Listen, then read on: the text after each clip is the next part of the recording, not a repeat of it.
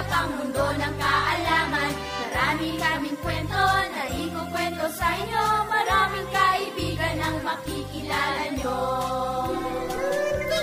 Munting kutita, munting kutita, halina kami samahan sa munting kutita. Munting kutita, munting kutita, halina kami samahan sa munting kutita. Magandang araw pong muli sa inyong lahat, mga kaibigan. Eto, narito na naman po kaming lahat para magbigay sa inyo ng saya. At meron din tayong bagong kaibigan. Meet Weng-Weng. Maraming salamat sa'yo, Candy. At syempre, narito na naman po ang mga barkada niyong laging magpapasaya ng inyong araw. Siyempre, narito na naman po kami para pagsama-samahin ang inyong buong pamilya. I'm sure magkakagulo niyo naman ng buong barangay dahil narito na po ang programang naabangan ng buong bayan. Dahil babahan na naman po ng kaalaman sa inyong buong barangay. At hindi lang yon, Candy. Sasakit din ang tiyan ng ating mga listeners sa mga katatawa ng handog natin sa kanila. At siyempre mga friends, dadalhin po namin kayo sa kakaibang adventure ngayong araw na to. Sabi nga sa akin ni Faye kanina, talagang super daw itong adventure natin sa araw na ito. Hay, talagang itong si Moby, si at Faye, hindi nawawala ng bagong mission para sa atin. Sana po mga friends ay lagi niyong tinatago ang mga magagandang aral na nakukuha namin sa aming mga missions. Dahil ang mabubuting aral po na ito ay makatutulong po sa inyo para lalo po kayong mapalapit sa Diyos.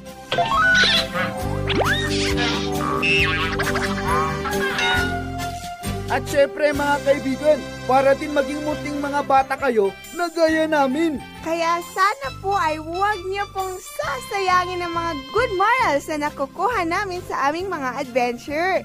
Dapat lagi niyo po ito dala saan man kayo magpunta. O ano mga team, i-welcome na natin ang ating mga listeners dahil nasasabik na ako sa ating adventure. Ako nga din, Weng-Weng. Pero plug muna natin ang ating number kasi nakakataba ng puso ang mga messages ng ating mga listeners. Oo, talagang nakakataba yun, tulad mo. Kaya mag-text na uli kayo mga friends. Sa mga hindi pa nakakaalam ng mechanics namin, madali lang pong gagawin ninyo. Hindi pasok. I-type nyo lang po ang MK space, your name and address and your message and send it to this number. 0920-594-1049 0920-594-1049. Mag-text na po kayo para makahabol po kayo sa mga greetings namin. O ayan mga friends, alam niyo na kung ano ang gagawin nyo. Kaya mag-text na po kayo at kamustahin na rin ang inyong mga mahal sa buhay. Kaya huwag po sana kayo maglilipat dahil magbabalik po ang paborito niyong programang Munting Kutita! Ako'y tutula! Pau! Ako'y tutula! Mahabang! Kuyo po! Tapos na po!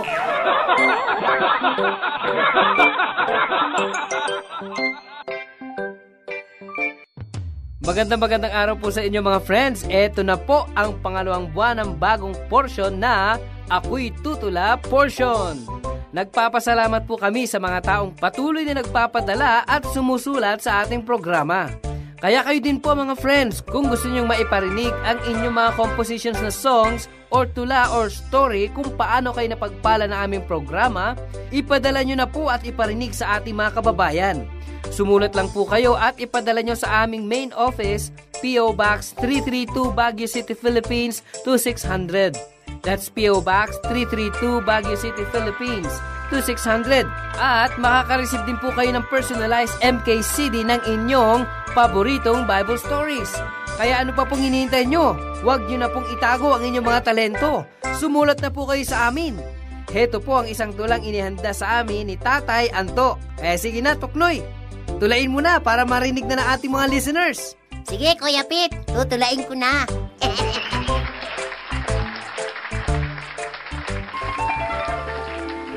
Ang aking tatay, Bao. Ang aking tatay ay may kapangyarihang taglay. Hindi agad sumusuko sa anumang dagok ng buhay. Siya'y amang mapagmahal, mapagkalingang tunay. Yan ang aking tatay, ang superhero ng aking buhay.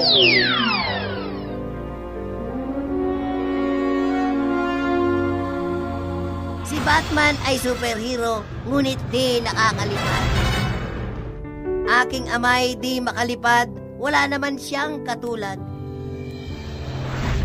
Si Superman ay gwapo, makapangyarihang totoo. Pero ang aking tatay, buong buo ang pagkatao. Kapag ako'y nadapa, ako'y binubuhat niya. Lagi niyang sinasabi, huwag sumuko, huwag manghina. Mahal niya si nanay, maging ang buong pamilya. Iyan ang aking tatay, sa puso ko'y nag-iisa.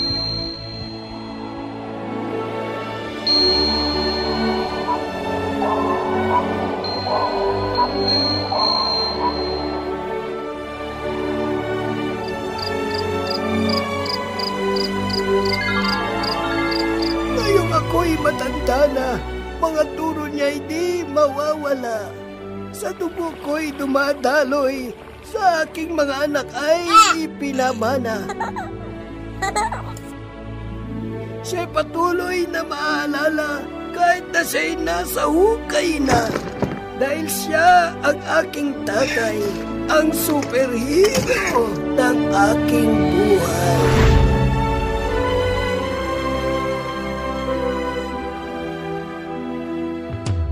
Grabe naman, Tuknoy!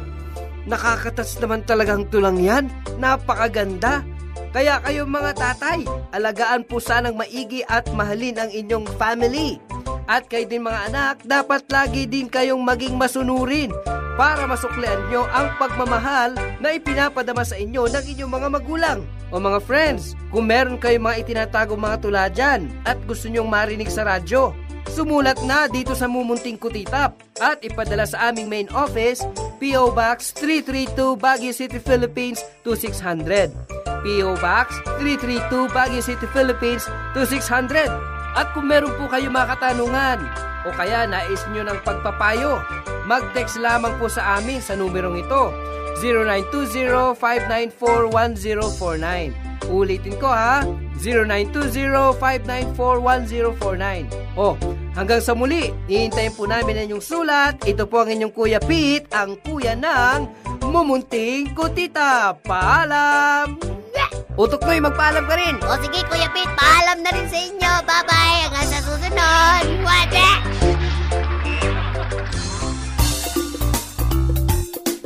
Ang nais ng ating Diyos na tayo'y magpakumbaba. Ang nais ng ating Diyos na tayo'y magpakumbaba.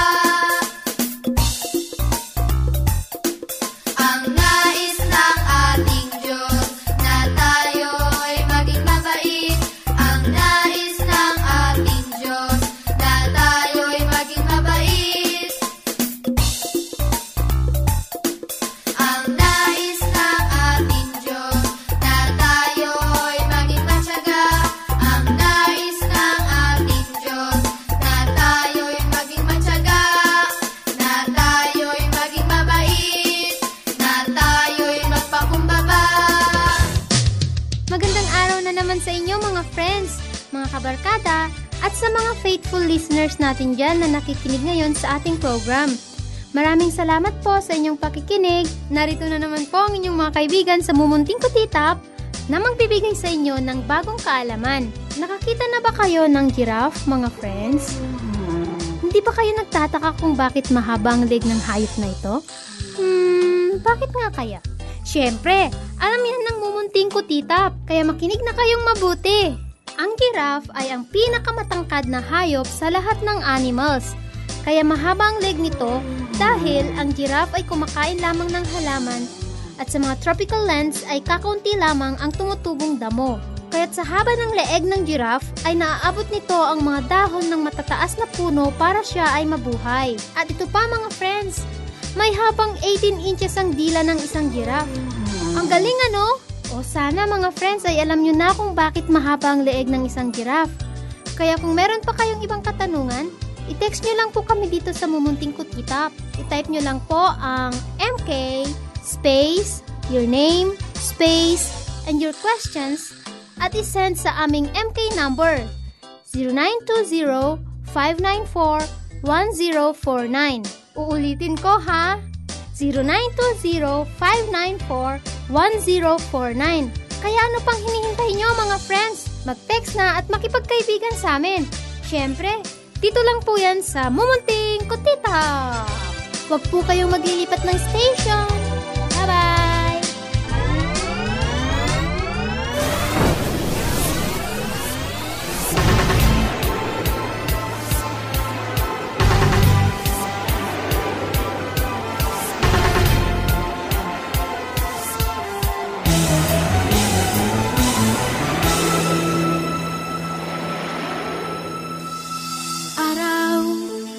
Nagmula ang iyong liwanag, ulan, kailan kasi mulang pumatag? Langit, gaano kataas ang iyong ulap? Lupa, hanggang saan ang iyong lawak? Halina, taglamin natin ang katotohanan. Tayo na tuklasin natin ang kasaysayan. Sa bawat hakbang ay matatagpuan kasagutan ng bawat katanungan.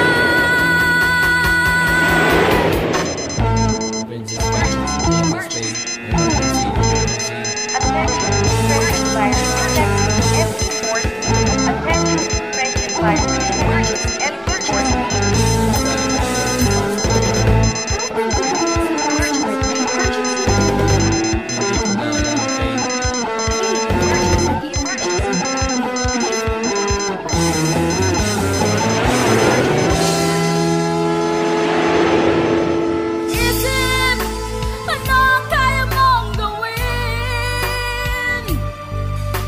Damdamin, alin ang dapat mong sundin? May katanungan, may kasagutan. Ang paglalakbay, may pupuntahan. Halina, taglamin natin ang katotohanan. Tayo na tuklasin natin ang kasaysayan.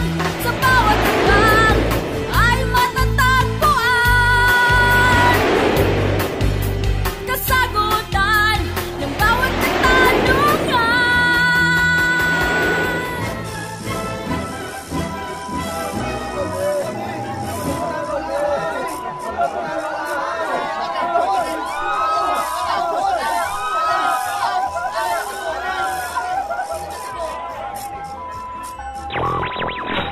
Libo-libo pong ahas ang umaatake sa ating lungsod. Hindi po natin alam kung saan ito nagmula. Naka-red alert na po ang buong syudad. Subalit napakadami na po ng nakagat. Hindi na rin po ito kaya ng mga dalubhasa. Kaya nananawagan po ang mga nakatataas na lumikas na po ang mga tao sa isang ligtas na lugar.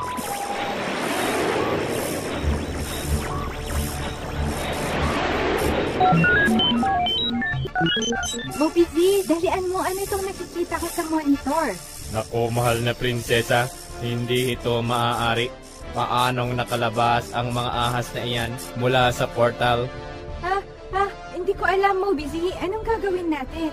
Napakadami na pong napapahamak, mahal na prinsesa. At kapag hindi sila malulunasan, ay agad mamamatay po silang lahat. Naku, Bobby Z, hindi ko mapapatawad ang sarili ko kung mapapahamak ang mga taong ito dahil sa ating kapabayaan. Nagtataka nga po ako, mahal na prinsesa, kung paanong nakatakas ang mga ahas na iyan mula sa ating portal. Sigurado ako, kailangan nang ma-update ang portal natin kasi parang bumibigay na ito sa mga napakaraming virus. Sa tingin ko nga, Faye, kailangan na nating mag-update ng equipment natin. Pero sa ngayon, ay ito pa rin ang gagamitin natin. Isa lang po ang nakikita kong paraan para mapagaling ang mga taong ito na nakagat ng ahas. Ano yun, Moby Z? Dalian mo para mailigtas natin ang mga taong ito. Kailangan nating mahiram kay Moises ang Brazen Serpent. Pero paano natin yun gagawin, Moby Z? Hindi naman natin yun pwedeng kunin ng basta-basta dahil masisira ang history. Hindi ko alam, mahal na prinsesa. Ipinauubaya ko na ang misyong ito sa MK Force. Sana ay magtagumpay sila.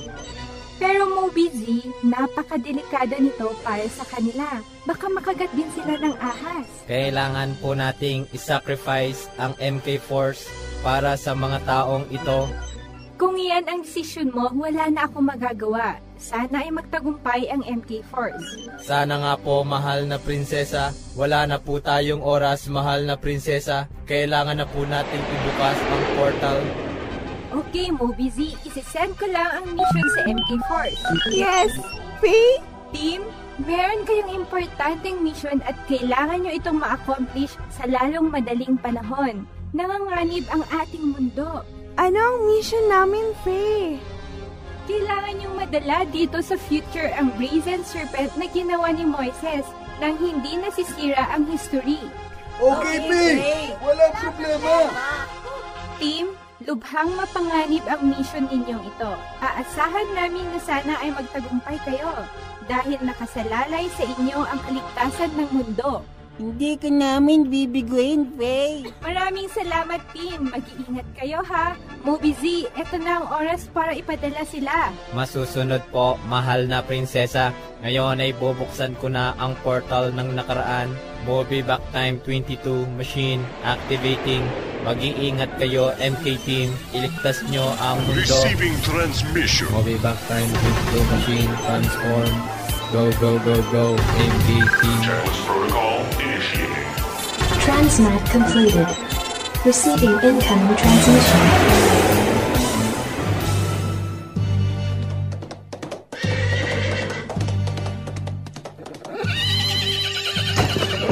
Pinunong Moses! Pinunong Moses! Ano ang iyong kailangan, alagad? Ang daan papuntang Kanaan ay isa lamang. At kailangan nating lampasan ang kaharian ng Edom. Kung ganoon, ay magpadala kayo ng mensahe sa hari ng Edom na kung maaari ay paraanin nila tayo ng ligtas. Masusunod po, Pinuno.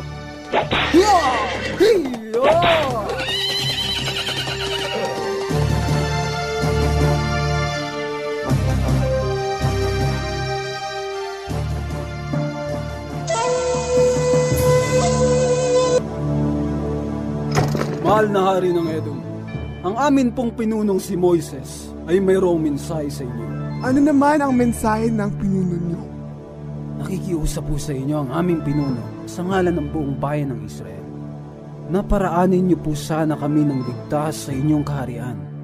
Dahil ito lamang po ang aming mararaanan papuntang Kanaan. Ganun ba?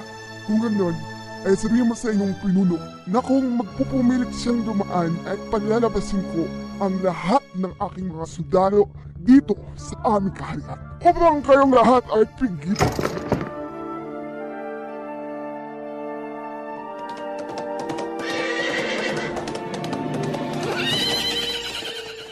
Pinunong Moses! Pinunong Moses! Ano ang balita sa Edom, aking alagad? Ikinalulungkot ko pong sabihin sa inyo na hindi pumayag ang hari ng Edom na tayo'y paraanin. At nagbanta pa siya na ilalabas niya ang buong pwersa ng kanilang kaharian laban sa atin kung tayo'y magpapatuloy. Kung ganon, wala na tayong magagawa kundi umikot at baybayin natin ang kahabaan ng kanilang kaharian.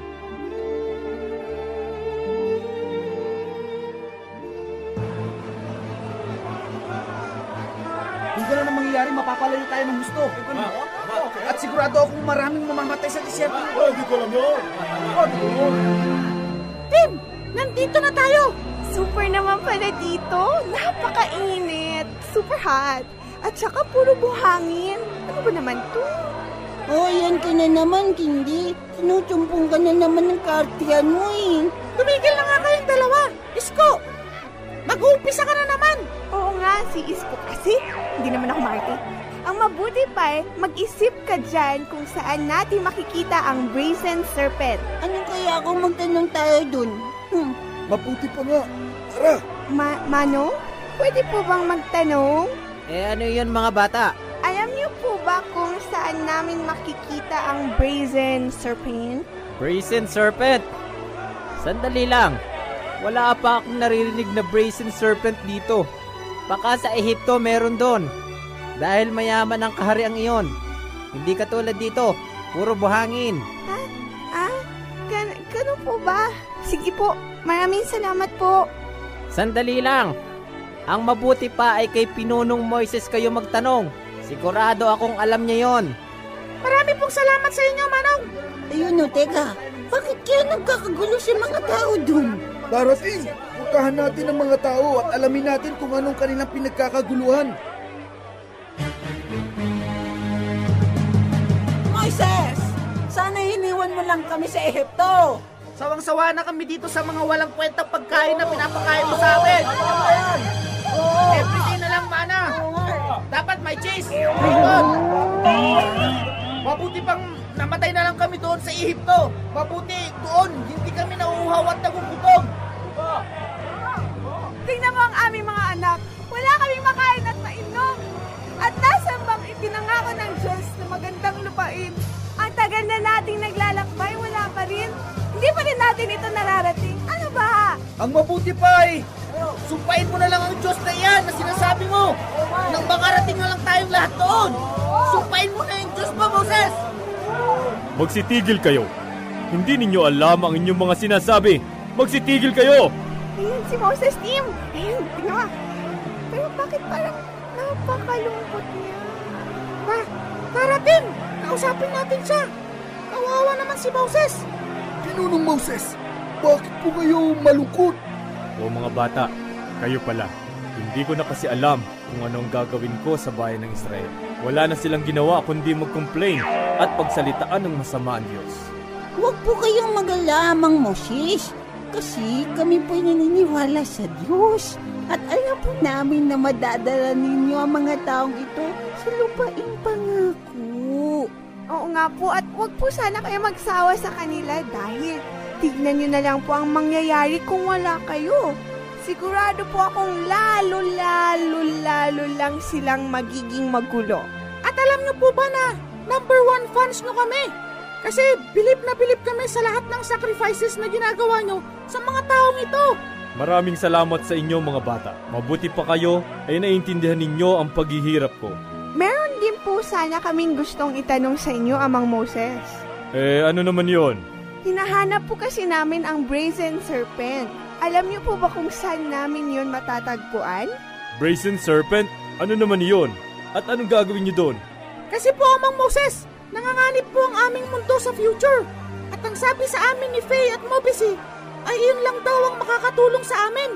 Wala pa akong nakikitang ganyan dito. Pero huwag kayong mag-alala. Tutulungan ko kayong maghanap. Naku, marami pong salamat. Pangako po. Oo mga bata, pangako ko sa inyo.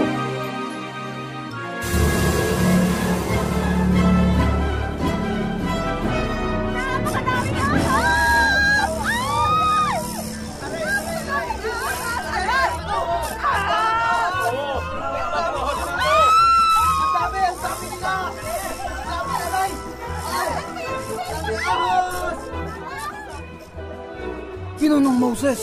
Pinunong Moses! Ano yun? Inatake po tayo ng napakadaming ahas at hindi po namin alam kung saan ito nagmumula. Aray! Ang dami ahas! Agat ako! Ang dami ahas! Mga bata, dalian ninyo. Sumama kayo sa akin.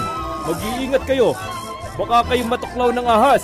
Tim, sa tingin ko dito nagmula ang mga ahas na nakalabas sa portal natin. Oo nga, Candy. Tim, mag-iingat kayo, baka mapahabak na naman tayo. Huwag tayong maghiwa-hiwalay. Dapat hawak kamay tayo palagi. Ayun na yung mga ahas. Dali nyo. Magtago tayo kay Moises. Isa itong kaparasahan mula sa Panginoon. O Panginoon ko, sana naman po ay tulungan nyo kami na hindi mapahamak ang iyong bayan. Moses, maawa ka sa amin. Tulungan mo kami. Tulungan mo kami, Moses. Nagkasala kami sa Panginoon. Diyos ko, patawarin mo po kami. Patawarin mo po kami. Moses, manalangin ka sa Panginoon na kami patawarin niya sa aming pagkakasala sa Kanya at sa iyo. Sana'y alisin na niya ang mga ahas na ito. Moses, maawa ka sa amin. Maawa ka. O Panginoon ko, nagsusumamo po ako sa inyo na sana ay patawarin mo na ang pagkakasala ng Israel at alisin mo nawa ang mga makamandag na ahas na ito. Maawa po sana kayo sa kanila, Panginoon ko. Moses, gumawa ka ng isang mapagsik na ahas at ipatong mo ito sa isang poste at lahat ng taong natuklaw ay mabubuhay pag tumingin doon. Masusunod po, Panginoon. Marami pong salamat sa inyo. O mga bata, sa tingin ko ay nahanap na natin ang hinahanap ninyo. Talaga po? Oo, kaya dalian ninyo. Tulungan niyo akong gumawa ng isang tansong ahas nang magamot at maligtas natin ang mga tao. Sige po, tutulog po ako. Isko, tignan mo ang mga tao. Kawawa naman sila. Ang dami nang namatay at natuklaw ng mga ahas. Oo nga, Wing-Wing. Super talagang magalit si God. Bakit mo naman kasi sila patuloy na gumagawa ng masama sa Panginoon?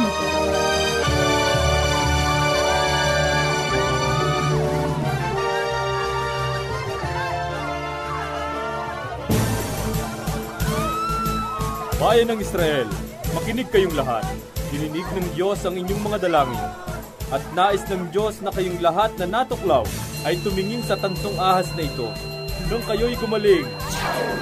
Opo, magaling na ako. Magaling na ako. Moses, maraming salamat sa Diyos. Magaling na ako.